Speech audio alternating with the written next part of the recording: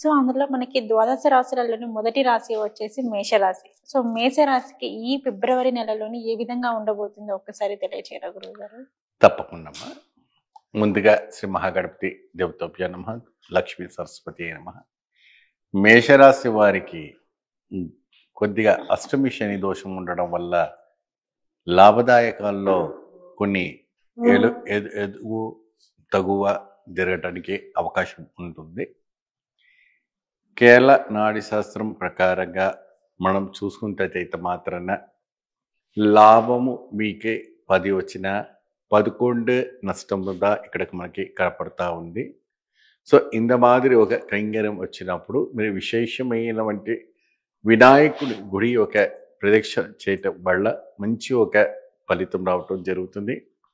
మేషరాశి వాళ్ళకి కొన్ని అన్వాంటెడ్ థింగ్స్, టెన్షన్స్, భయాందోళన ఇవన్నీ కూడా జరుగుతూ ఉంటుంది. కాబట్టి కొన్ని విషయాల్లో మీరు ఎంటర్ కాకపోవడం ఉండడం మంచిది.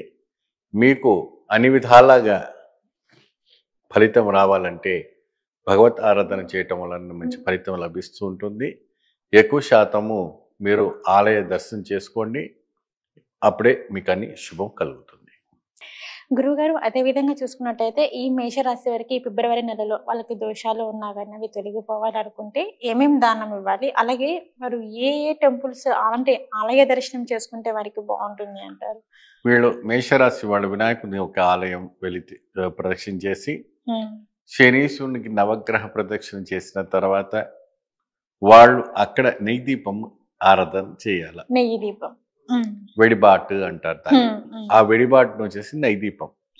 ఆ నెయ్యి దీపము పెట్టిన తర్వాత కిలంపావు నేనే నల్ల నువ్వులు మీరు పేద బ్రాహ్మణికి దానం చేయటం వల్ల శని దోష అష్టమి అంటే ఇప్పుడు నడుస్తున్న శనిపీడ దోషం ఏదైతే ఉందో అది కాస్త మీకే మేలు కూరుస్తుంది. ఓకే గురువు గారు.